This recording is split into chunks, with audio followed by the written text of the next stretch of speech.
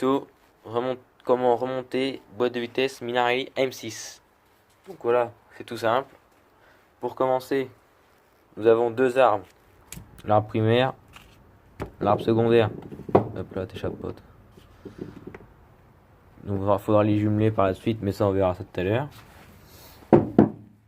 Nous avons là deux bagues qui se situent sur l'arbre primaire.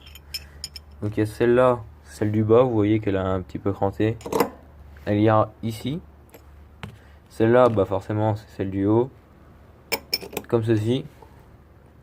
Toujours le pion, vous verrez tout à l'heure quand je vous expliquerai tout à l'heure. Et on a l'arbre de la bague de l'arbre secondaire. Donc elle est différente des autres. Hein, voilà. Elle ira se placer comme ceci, là. Voilà, donc pour les trois bagues c'est bon. Donc faut savoir que sur M6 il y a un téton comme ça fixe. Celui-là c'est pour le ressort du sélecteur. Donc là, celui-là il est fixe. Et là on a un movible à mettre après qui viendra se placer ici si je dis pas de bêtises. Voilà. On a aussi un ressort. Un ressort et la bille c'est du 4 mm je crois. Qui va sous le barillet. Ça ira ici et la bille ira ici. Je vais laisser le ressort, je vais juste enlever la bille parce que c'est quelque chose à taper dedans. On a aussi pour la boîte de question boîte de vitesse. On a aussi 5 rondelles. Donc ces deux là pour la primaire. Ces deux là elles sont exactement identiques. Donc voilà pourquoi le pied à coulisse est sorti. Je viens de les mesurer, elles sont exactement pareilles. Et il y a celle-là qui est un peu différente des deux autres. On verra ça par la suite. On a un barillet de sélection. Voilà. On a le... je sais pas comment ça s'appelle. C'est ce qui raccorde la boîte de vitesse au sélecteur de vitesse. On a ça, c'est plutôt embrayage. Tout le reste là c'est embrayage. Kick, cylindre, embrayage. Donc ça, c'est tout pour la boîte de vitesse. Il n'y a pas grand chose. Mais je tenais à vous faire un tuto. Bon, on se retrouve tout de suite pour le montage. À très vite. Donc voilà, je vous retrouve pour le montage. On commence. La rondelle, la grande, qui va en dessous de l'arbre primaire. Directement dans le carter. À l'emplacement prévu de l'arbre primaire. Après, je prends mes deux arbres. On les joint comme ceci. Les pignons du milieu ils sont movibles, qu'on s'en fout pour l'instant. On s'en occupe pas. Il faut penser en même temps que mettre les deux arbres comme ceci, de mettre comment dire, je perds mes mots. Enfin bref, vous avez compris. Dans la tétine là, en même temps. Sinon vous pouvez pas la mettre après. Hop, je fais gaffe que la rondelle bouge pas. Voilà, tout est posé. Un quart de tour de chaque côté, c'est normal. Vous pouvez pas la tourner comme ça. Après, donc on a dit celle-là en haut, celle-là en bas. Je commence par mettre celle du bas. Dans la gorge prévue. Donc c'est un peu dur, mais faut la tortiller un peu dans tous les sens. Mais c'est normal, ça rentre. Elle est pas à sa place. Faites gaffe qu'elle se mette bien à sa place.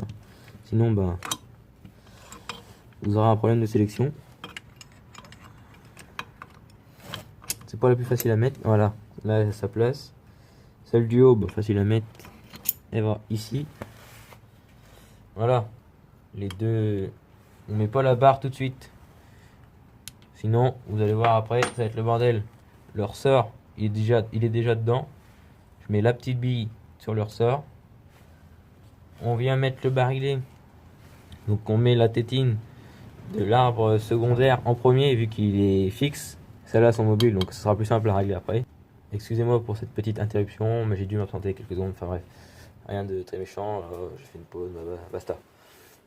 Donc on est au barillet. Le barillet Donc je disais, faut mettre celle-là en premier parce qu'elle est fixe, celle-là sont mobiles. Voilà. Hop, la gorge du milieu, on la suit jusqu'à la petite vague. La petite vague dans la tétine, ici, de l'arbre secondaire. Donc je vous mets ça tout de suite. Donc faut le lever un peu, hein. Sinon ça va pas faire. Hop, vous le levez, tac, ça redescend. Après, avec un petit tournevis, faut mettre. Donc là maintenant on ne bouge plus. Et celui du bas, faut faire levier un peu. Faut lever un peu la boîte aussi. Celui du bas, voilà, hop, pas de trop. Celui-là va nous gêner. Tac. Hop, j'ai pas pris le tournevis les meilleurs, mais bon, on va faire avec. Voilà, il est dedans, dans la gorge du bas. Et bah forcément, celui-là, il va aller dans la gorge du haut. Normalement, si tout est bon, comment voir si tout est ok? Ben, il n'y a qu'une chose à faire, c'est mettre là de sang. Et là il est enfoncé, on entend le petit clac. Hop, là vous appuyez dessus. Toujours après, on fait un. Hop, donc là, toujours la petite goupille là vers l'axe movible de l'arbre primaire. Hop, on tourne, ça se tourne bien. Voilà, vous pouvez tourner la boîte.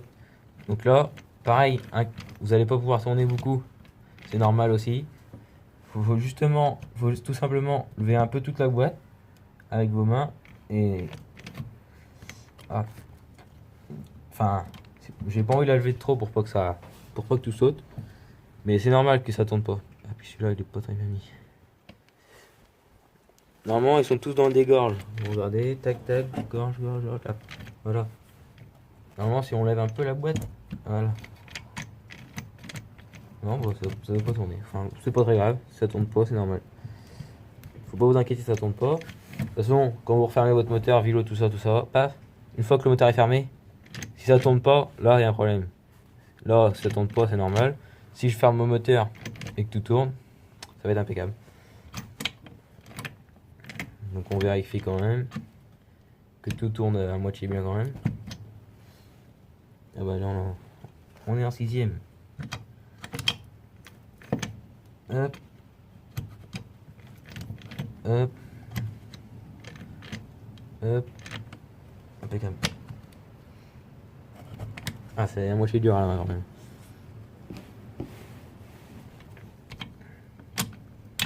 Là. Tac. On continue. Donc il reste plus grand chose. La rondelle du coup, on peut la mettre là.